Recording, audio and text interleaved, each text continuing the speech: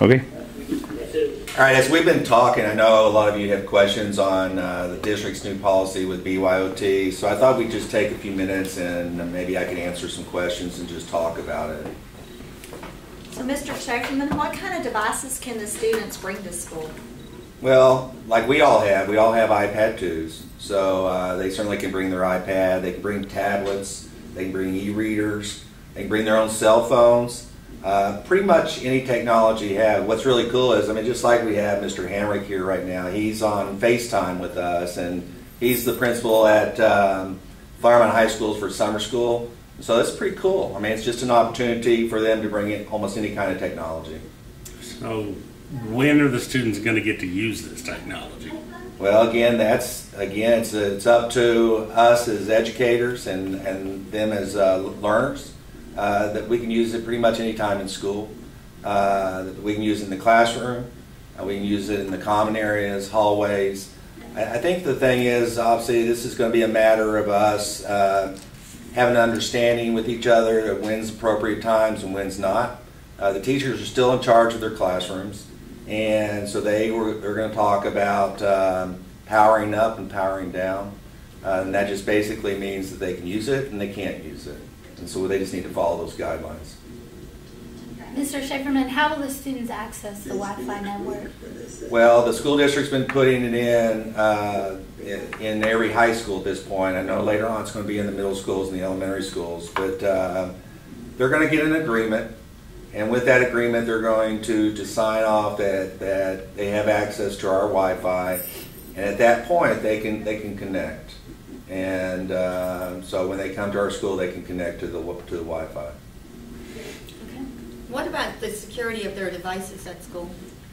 Well, one of the things I've been talking to students, and as they know, that we only have so many computers in our classrooms, and obviously with the economy and so forth, we don't have the money to purchase this kind of equipment for everybody. So we're allowing the students to bring theirs, but with that, it comes with their responsibility for their equipment.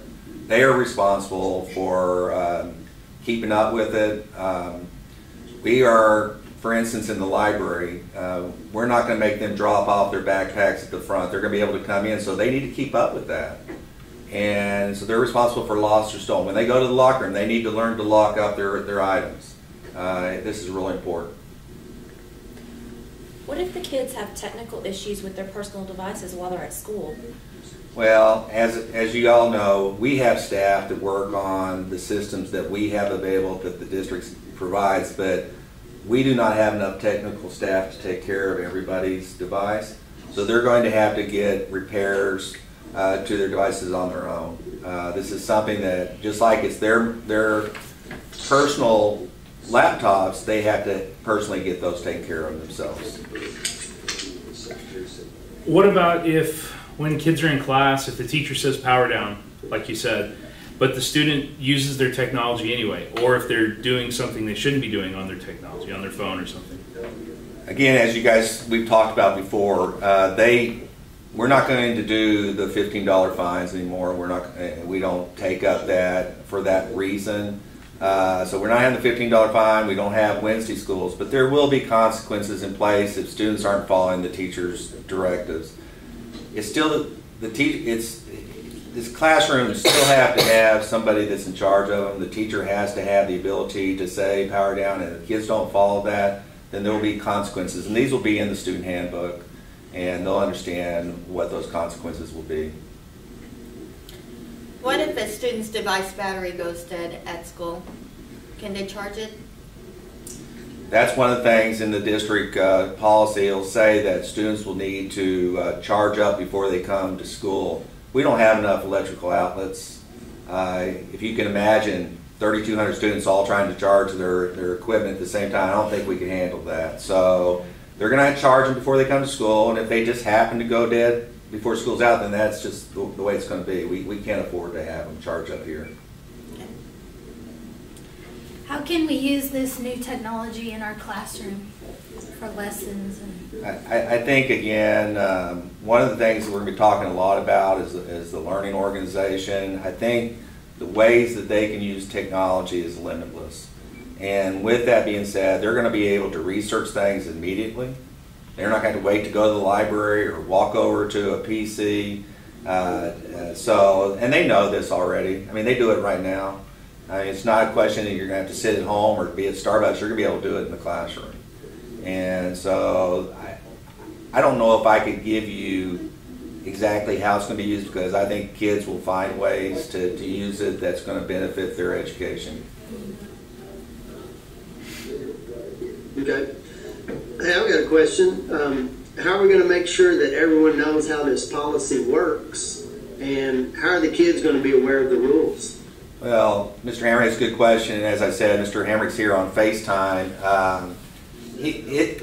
Hamrick, we're going to send things out to them via our website. The district's also getting ready to post this policy. So the information's out there already. We just need to make sure that we inform them of what actually it is and it isn't. So we're going to do a lot of talking at the beginning of the school year. I'll be doing it at orientation. I just sent a newsletter home to every student, freshman through senior, and to our staff, informing them of the BYOT policies and so forth. So we're getting that information out to them. Well, that'd probably be pretty good. Most of the kids, they're pretty responsible, so hopefully they'll be good with the policy.